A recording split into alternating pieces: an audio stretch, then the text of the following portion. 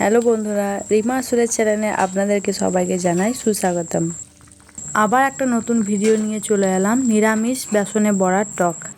প্রথমে আমি 2 পিস আলু নিয়ে নিয়েছি, এবার ডুমো ডুমো করে কেটে নেব।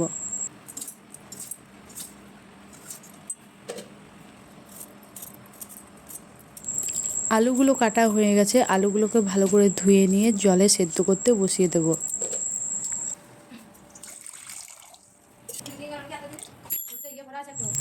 আলুগুলো সেদ্ধ হয়ে গেলে আলুগুলোকে তুলে নিতে হবে।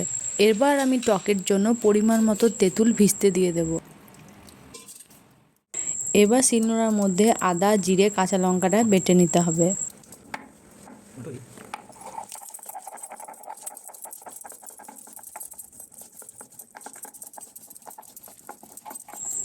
মশলাটা বাটা হয়ে গেছে, এবার একটা পাত্রের মধ্যে তুলে নেব।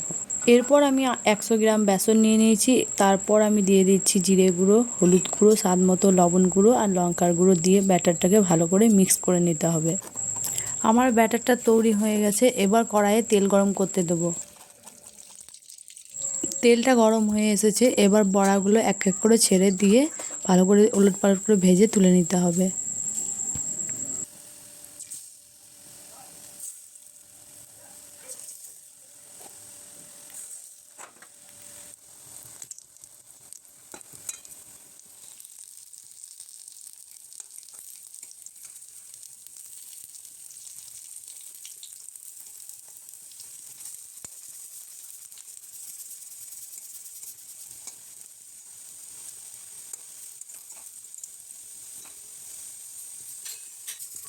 দেখুন আমার বেসনের বড়াগুলো লাল লাল করে ভাজা হয়ে গেছে। এবার একটা পাত্রের মধ্যে তুলে নেব। এবার ওই কড়াইয়ে একটু তেল দিয়ে আমি ফড়ঙে ব্যবহার করছি শুকনো লঙ্কা, 5 ফোড়ন, একটা তেজপাতা। এরপর আমি বেটে রাখা মশলাটা দিয়ে ভালোভাবে কষিয়ে নেব।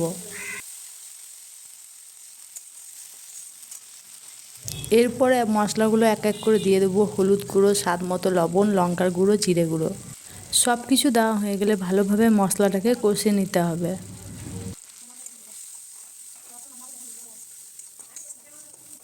এরপর স্বাদ আনার জন্য একটু চিনি ব্যবহার করব। তারপর আমি মশলার মধ্যে সেদ্ধ করা আলুগুলো দিয়ে ভালো করে কষিয়ে নেব।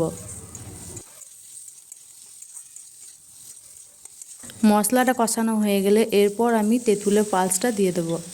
সব কিছু দেওয়া হয়ে গেলে 2 মিনিট অবধি নাড়াচাড়া করার পর একটু জল দিয়ে ঢাকনা দিয়ে ঢেকে দেব। ঢাকনা খুলে দেখি আমার তরকারিটা ফুটতে লেগেছে। এরপর আমি বেসনের বড়াগুলো এক এক করে ছেড়ে দেব। দেখুন আমার বেসনের বড়ার টকের রেসিপিটা তৈরি হয়ে গেছে। নিরামিষের দিনে এই রেসিপিটা আপনারা গরম ভাতের সাথে খেতে পারেন। এই বেসনের বড়ার টকের রেসিপিটা যদি আপনাদের ভালো লেগে থাকে তাহলে চ্যানেলটাকে সাবস্ক্রাইব করতে ভুলবেন না।